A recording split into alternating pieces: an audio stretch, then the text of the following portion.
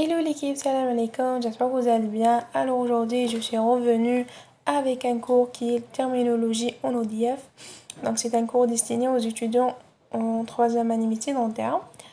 Alors commençons d'abord par vous donner le plan du cours. Le plan du cours, on a en premier introduction. Après, on va voir la définition et l'historique de la terminologie. Deuxièmement, on va voir la composition. C'est quoi la composition? Parce qu'on va voir la terminologie, on va voir les pathologies orthodontiques et on va voir que les anomalies orthodontiques, c'est-à-dire leur nom, est composé de préfixes radicaux et adjectifs ou qualificatifs. Finalement, on va faire une conclusion. Commençons à la baraktillah. Le vocabulaire des orthodontistes fait penser à une langue étrangère, jargon, et donne une impression de complexité inutile. Mais il traduit la nécessité d'un moyen d'expression précis unanimement compris. C'est le rôle de la terminologie orthodontique, c'est-à-dire le vocabulaire qui utilise les orthodontistes, il apparaît comme une langue étrangère, difficile et complexe. Mais en vrai, il traduit la nécessité d'un moyen d'expression précis et unanimement précis. La terminologie orthodontique nous permet de décrire de façon précise les différentes anomalies orthodontiques et la description des anomalies orthodontiques requiert l'utilisation d'un langage particulier qui est la terminologie, donc qui correspondant plutôt à une nomenclature adoptée pour chaque situation clinique, c'est-à-dire pour chaque anomalie. Donc, on a les différentes anomalies squelettiques, alvéolaires et dentaires. Donc, pour décrire une entité ou une anomalie, le clinicien utilise la nomenclature et la terminologie la terminologie en EDF. Face à la définition et l'historique, c'est quoi la terminologie? La terminologie, c'est une liste alphabétique de termes employés dans un domaine particulier. Pas nécessairement complète ni systématique et en général non accompagnée de définition, selon le dictionnaire de médecine et biologie. La terminologie orthodontique est une désignation purement descriptive des structures anatomiques ou l'occurrence céphalique, sans visée pathologique, pathogénique ou nosologique. La terminologie orthodontique actuelle, adoptée en 1936 par la Fondation dentaire internationale, la FDI, et la Société française de l'orthopédie dentofaciale, c'est SFODF, c'est la Société française d'orthopédie dentofaciale. C'est la terminologie d'Izard. D'Izard, c'est un orthodontiste, issu de divers travaux d'autres. Voilà. Après, elle était complétée en 1968 par la commission de la nomenclature de la Société française d'orthopédie dentofaciale. Pour une partie, elle emprunte la terminologie anatomique générale. Une terminologie spécifique a été développée pour ce qui concerne les dents et les arcades dentaires. Et elle était réactualisée depuis 1979 par une commission de la terminologie de la Société française d'orthopédie dentofaciale. Deuxièmement, la composition. Il faut savoir que les anomalies orthodontiques sont décrites par un radical d'origine grecque, un préfixe plutôt qui précède le radical, et un qualificatif ou un adjectif qui le suit. D'accord? Commençons par le principe. C'est quoi le principe? Le principe est très simple. Donc on a un préfixe, un radical et un adjectif ou bien un qualificatif. Il peut être un ou là plusieurs qualificatifs. Idéalement identique étymologiquement, donc le radical est dit en grec ou en latin, et du préfixe et du radical. Commençons par le radical. Le radical désigne soit la structure anatomique, soit la nature de la déformation, c'est-à-dire la dysmorphose. Donc le radical, il est d'origine grecque. Donc, il désigne quoi? La structure anatomique atteinte. Par exemple, la mandibule, le menton. Donc, il y a la structure anatomique atteinte. Ou là, il désigne la nature de déformation, c'est-à-dire la dysmorphose. Est-ce que c'est une... Après, on va aller voir. Donc, d'accord. Donc, comme j'avais dit, le radical désigne soit la structure anatomique, soit la nature de la déformation. Le préfixe, il indique la forme, le volume, la position ou la topographie, bien sûr dans les trois sens de l'espace, l'antérieur-postérieur, le vertical et transversal. Voilà, parce qu'un on va décrire une structure anatomique qui est en trois dimensions, donc tout à fait normal, tout simplement. On va la décrire dans les trois sens de l'espace. On a aussi le rapport et le nombre. Et pour l'adjectif, ou on appelle aussi le qualificatif, il indique la localisation et les particularités morphologiques, ou bien le niveau de la situation de l'espace. Par exemple, on parle de maxillaire, mais on précise. Maxillaire supérieur ou inférieur. Par exemple, on parle de telle partie, on dit est-ce que la partie antérieure ou la postérieure. Donc, c'est pour préciser. Donc, qui indique la localisation et les particularités morphologiques. Voilà, donc on détaille chacun tout seul. Commençons par les radicaux. Donc, le radical plutôt, on a soit il désigne la structure anatomique à atteindre. Donc, il est souvent issu du grec, c'est-à-dire qu'on a d'origine grecque. Soit la nature de déformation, souvent issue du latin.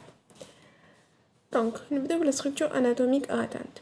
كي تكون la structure anatomique اللي نهضروا عليها le crâne ما نقولوش crâne نقولو céphalie. كي يكون la face on dit prosopie. La base du crâne basie. Le menton génie. La langue glossie. La symphysie. Le processus alvéolaire alvéoli. Pour la mâchoire on dit gnati. La mâchoire on dit gnati, donc plus précisément. Lorsqu'on parle du maxillaire, on dit maxilli. Lorsqu'on parle de la mandibule, on dit mandibuli. Les lèvres chili, les joues mili, les dents dencies, le corps de la mandibule corpi. Voilà.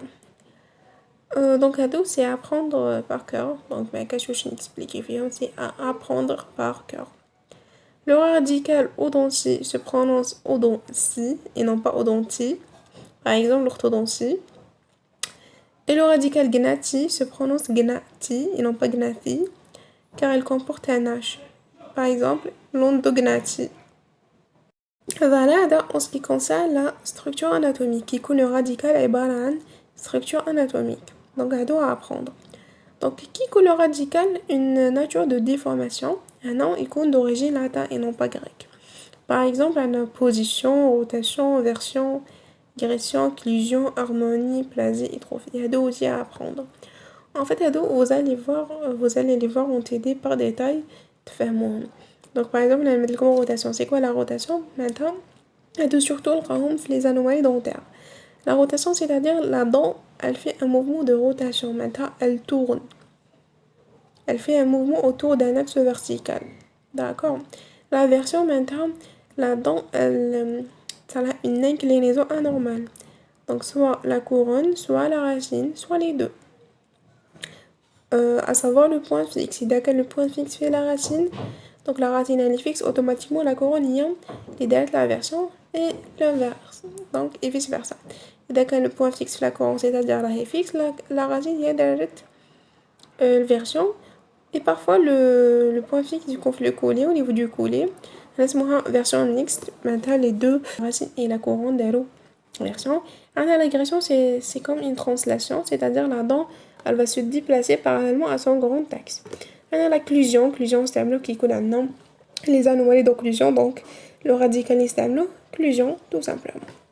Voilà, on a détaillé les radicaux, qu'on a soit la structure anatomique, donc soit la nature de déformation, aussi Pour l'adjectif ou le qualificatif, c'est-à-dire il vient après le radical. Il peut être un ou plusieurs selon les besoins. Madame Charles a un seul radical, plutôt un seul adjectif. Il indique soit l'appartenance, c'est-à-dire la structure appartient au maxillaire, au mandibule, ou là, alvéolaire, coronaire, radiculaire, apical, ça dépend. Le siège, donc elle a pour préciser le siège supérieur, inférieur, antérieur, postérieur, latéral. Ou là pour indiquer la latéralité, unilatérale, bilatérale, droit, gauche. La quantité, un partiel et total, la qualité symétrique et asymétrique. Donc il y a deux aussi à apprendre. Par exemple, je vais vous donner un exemple pour mieux comprendre. Donc on a un rétrognathe supérieur. C'est une anomalie dentaire. Où je te fais un rétrognathe supérieur. Gnati, c'est le radical d'abord. Donc on parle gnati, je m'attends à la mâchoire. Donc la mâchoire on a deux, supérieur et inférieur, maxillaire mandibulaire. Donc on a fait le qualificatif. Donc on a rétrognathe supérieur.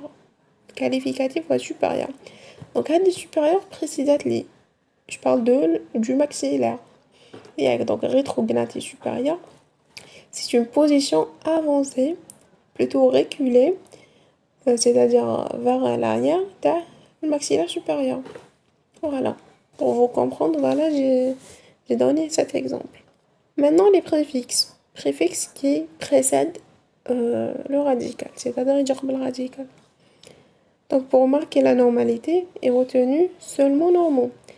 Donc, on parle comme normaux-occlusion, c'est-à-dire une occlusion qui est normale.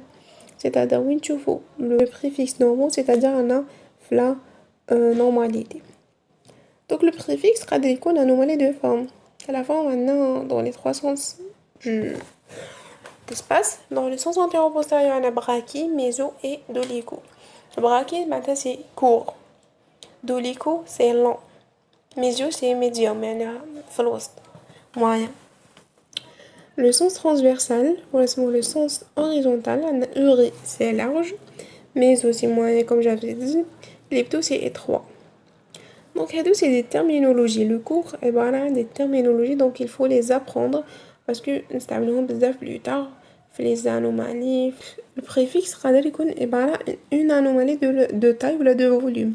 Par exemple, micro, trop petit. Macro, trop gros. Hypo, c'est l'insuffisance. L'hyper, c'est le contraire, donc c'est l'excès. Donc, micro densi, une dent qui est trop petite par rapport à la normale.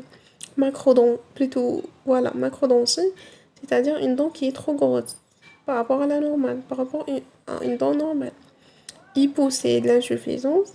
Le contraire, hyper, c'est bzl, c'est de l'excès.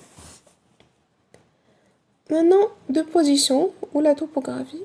La position qu'on a, vu que c'est une structure 3D, donc par rapport aux trois dimensions de l'espace. Donc, il y a dans l'anomalie de position, on a dans le sens antéro-postérieur, اللي هو sagittal, ولا نسموها حنا في l'occlusion نسموها l'overjet. عندنا pro, عندنا normaux, عندنا rétro. Pro maintenant trop en avant, maintenant une position avancée. Normaux, normal. Rétro, c'est-à-dire une position reculée, c'est-à-dire trop vers l'arrière, trop en arrière. Dans le sens transversal ou horizontal, on a en dos, c'est-à-dire en dedans de la structure normale, de la position normale plutôt, et aussi en dehors de la position normale, latéraux, c'est-à-dire droit ou gauche. Dans les sens vertical ou frontal, on a infra et supra. Infra, c'est-à-dire insuffisance de hauteur, supra, c'est l'excès de hauteur. Donc, par rapport à l'arcade dentaire, c'est-à-dire les anomalies dentaires. On a le radical et l'adjectif. Par rapport à l'arcade dentaire. Donc, maintenant, on parle des anomalies dentaires. D'accord? Donc, on a radical et adjectif. Donc, pour le radical, maintenant, on a les structures atteintes. Parce qu'on parle des anomalies dentaires. Donc, on a la dent, mais on parle des rapports à l'arcade dentaire. Maintenant, on parle précisément des anomalies dentaires.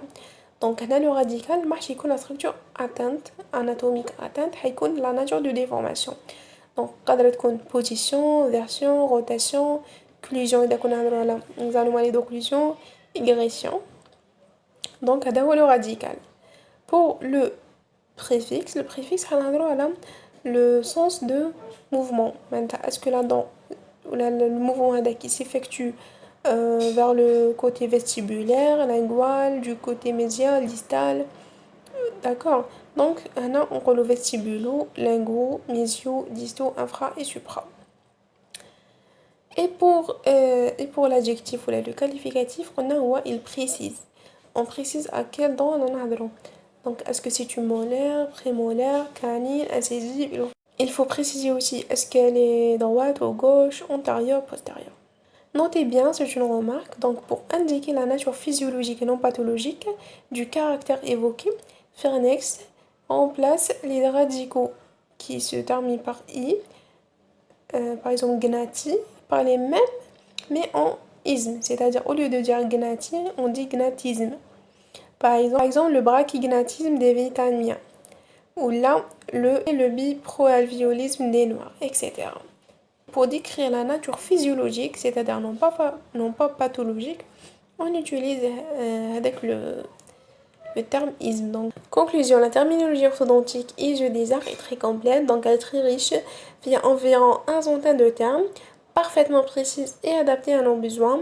Voilà, donc il faut la connaître par cœur, parce qu'on a besoin de cette terminologie dans notre vie quotidienne, autant que dentiste et même surtout autant que spécialiste en ODF. Pardon. Elle est purement descriptive des anomalies dentaires et des dysmorphoses crânio-faciales. Donc, comme j'avais dit précédemment, que le but de cette terminologie orthodontique, c'est de la description des anomalies dentaires et les dysmorphoses crânio-faciales. J'espère que j'ai été claire. Merci pour votre attention et à la prochaine.